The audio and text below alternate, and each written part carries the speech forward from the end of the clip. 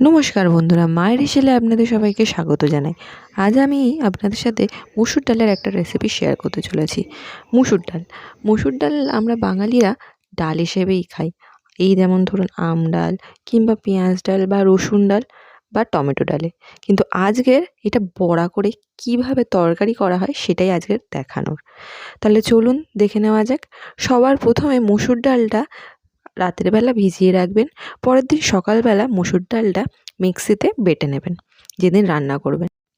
এখন আমরা পরিমাণ মতন নুন, হলুদ গুঁড়ো, জিরে মরিচ গুঁড়ো, অল্প স্বাদ মতন চিনি আর আদা বাটা দিয়ে দিচ্ছি। এবার আমরা মুসুর ডালটাকে ভালোভাবে ফেটিয়ে নেব। বেশ 5 থেকে 7 মিনিট ফেটানোর পর দেখবেন এরকম লাগবে দেখতে। তখন বুঝতে পারবেন যে এটা বড়া করার উপযুক্ত।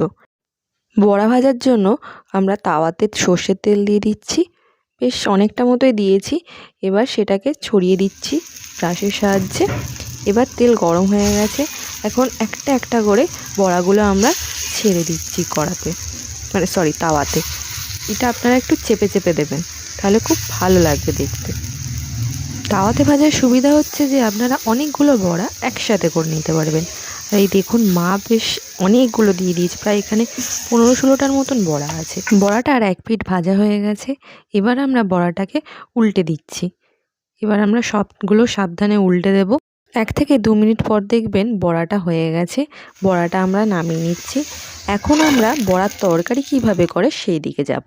তো সবার প্রথমে এখানে 2টো টমেটো আর কিছু আলু আছে যেটা সেদ্ধ করে রাখা আছে। আলুগুলো লম্বা লম্বা করেই কাটা আছে। আচ্ছা, কড়ায় সর্ষের তেল দেওয়া হয়েছে। তেলটা গরম হয়ে এলে আমরা ফোড়ন হিসেবে 5 ফোড়ন আর তেজপাতাটা দিয়ে দিচ্ছি। ফোড়নটা হয়ে এলে আমরা টমেটোটা দিয়ে দেবো। টমেটোটা এখন একটু ভালোভাবে ভাজা ভাজা করতে হবে। টমেটোটা হালকা ভাজা হয়ে এলে আমরা কটা কাঁচা লঙ্কা দিয়ে দেবো। এবার একটু নাড়তে হবে। তারই মাঝে দিয়ে দেবো নুন আর আদা বাটা। এবার একটু ভালোভাবে কষতে হবে আমাদের মশলাটাকে। এরই মাঝে আমরা সামান্য পরিমাণ হলুদ গুঁড়ো আর কাশ্মীরি রেড চিলি পাউডার দিয়ে দেবো। আমরা মশলাটাকে ভালোভাবে কষে নিচ্ছি এখন। 2 থেকে 3 মিনিট পর মশলাটা কষিয়ে ঠিক এরকম দেখতে লাগবে। এখন আমরা আলুগুলো সব দিয়ে ভালোভাবে কষিয়ে নিচ্ছি আলুটাকে। আলুগুলো কষানো হয়ে গেছে। এখন আমরা পরিমাণ মতন জল দিয়ে দিচ্ছি। আপনারা যেরকম ঝোল খেতে পছন্দ করেন সেরকম জল দেবেন। দেখুন আমাদের বেশ অনেকটাই জল দেওয়া হয়েছে। এবার আমাদের তরকারিটাকে একটু ফুটতে দিতে সময় দিতে হবে।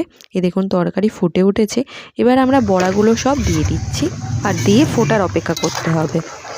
1 থেকে 1.5 মিনিট পর দেখবেন তরকারি ফুটে উঠেছে। তখনই বুঝবেন যে বড়ার তরকারি রেডি। আমরা তরকারিটা সার্ভ করে নিচ্ছি। আর আপনারা যে বড়া ভাজা করা হয়েছিল না, ওটা গরম ভাতে সর্ষের তেল, কাঁচা লঙ্কা, নুন দিয়ে মেখে খাবেন, খুব ভালো লাগে। আর আমার এই বড়ার রেসিপিটা যদি আপনাদের ভালো লেগে থাকে তাহলে অবশ্যই একটা লাইক, কমেন্ট, শেয়ার আর সাবস্ক্রাইব করে দেবেন আমার চ্যানেলটাকে। ধন্যবাদ।